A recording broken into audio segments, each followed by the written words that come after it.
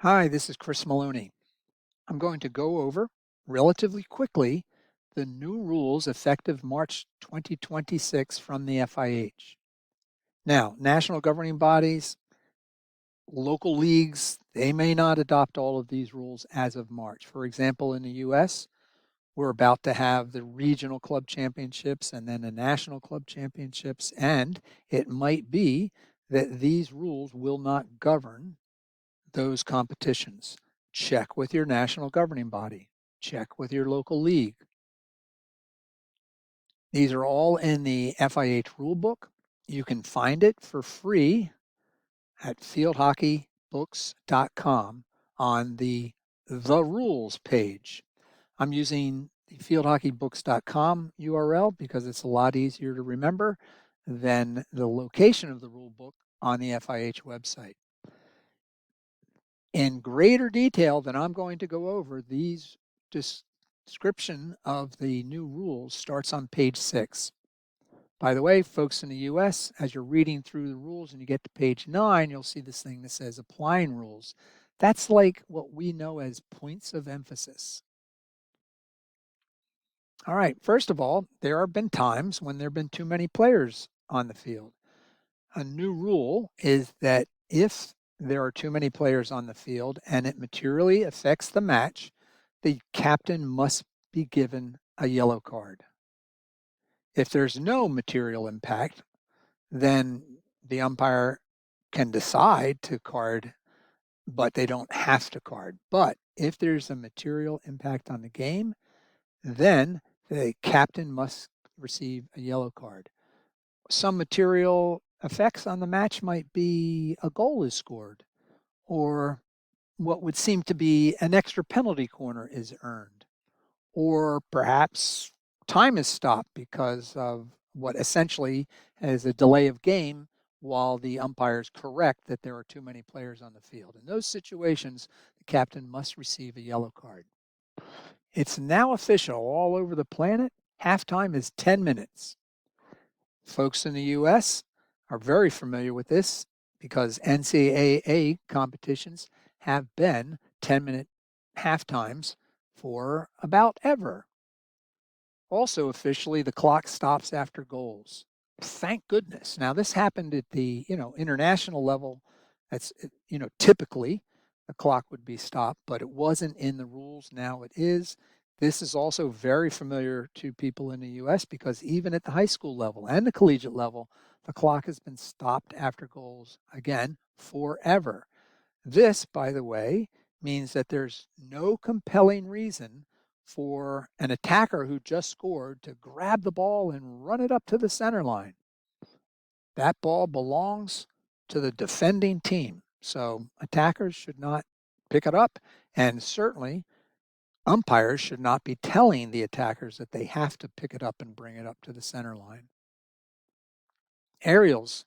Big change here is that in the olden days, meaning last year, as the ball was received, the opponents who were more than 5 meters away had to wait until the ball was under control and on the ground.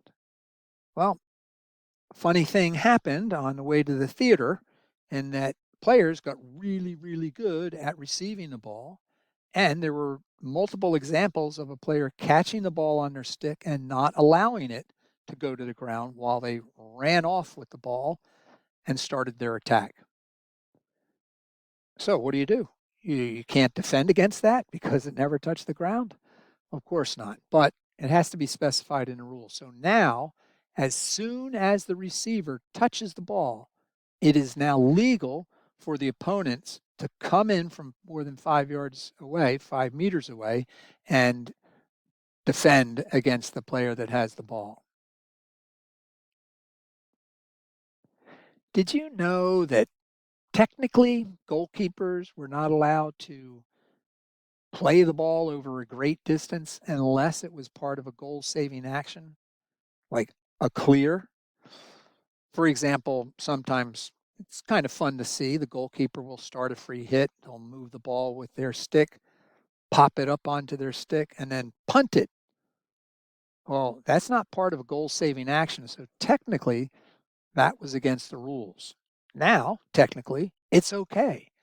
Of course, it has to happen safely, but again, goalkeepers are now allowed to move the ball over great distances, even when it's not part of a goal saving action.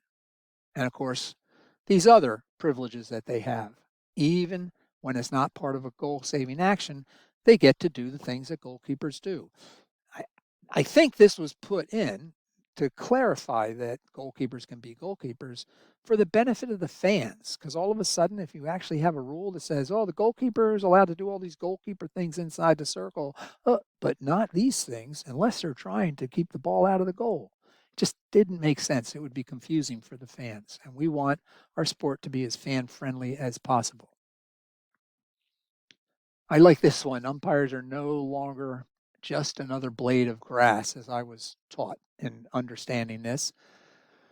So now, if the ball hits an umpire and goes into the goal, let me rephrase that. If a legal shot is taken, and if it had gone directly into the goal, it would be a goal. But if it hits an umpire on the way out of bounds and bounces back into the goal, that used to be a goal. But now play is restarted with a bully. If one of the teams are advantaged by that contact with the umpire, and obviously in the description I just gave, they would be advantaged. I think that this rule was put in place because of the omnipresence of cameras on everybody's cell phone. And we saw a number of these examples over the last couple of years where, some poor umpire got hit in the foot and it went into the goal cage and it would have gone out of bounds. And now that is no longer a goal, but it was in those videos. Sometimes you're not actually allowed to do a self pass now when you have a free hit, but that time is limited to when, after penalty corner, you haven't taken off all of your protective equipment and you've got a free hit.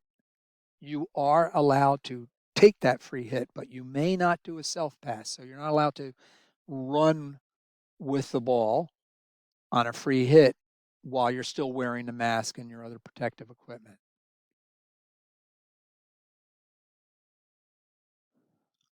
Now, when that protective equipment that you're anxious to get rid of is thrown and it hits an umpire, then that is considered negligent behavior and a yellow card is given to the player. It has to be given to the player. If equipment is thrown more deliberately, with malice, trying to possibly injure an umpire or an opponent, I should have said that. I think I skipped over that. As an umpire or an opponent, then that person can certainly be given a red card. You're not limited to getting a yellow card. So where's the restart location for these situations where an umpire or an opponent is struck by a discarded face mask? If the play is outside the circle, then the attack gets a free hit outside the circle, wherever the ball happened to be. If it's inside the circle, then you restart with a penalty corner unless there was a penalty stroke being called, then you would restart with the penalty stroke. If the ball has gone out of bounds already, the mask is thrown, it hits an umpire, then it's just, a side in or a hit out for the defense based on the rules that are already part of those original decisions. But in all of those circumstances, what else? The player who threw the mask, for example, or the knee pads or the exercise gloves, they get a yellow card. And by the way, that includes a goalkeeper who might be cleaning up after their sloppy defenders who have left the mask on the field while they ran upfield on the attack, So goalkeepers, be careful when you try to get that mask or that other piece of protective equipment out of bounds. And that's it. Now, there is one other one that I did skip over, I'll mention. Did you know that the goalkeeper's hand protector can now be just about a little more than a 1/4 inch longer That's right. 10 millimeters longer. So my point in saying that is that I have given you the rules that sort of impact everybody that are new for the FIH rules. I will also add that chances are most of these will be used in governing the NCAA competitions, but we have to see what the collegiate committees decide to do.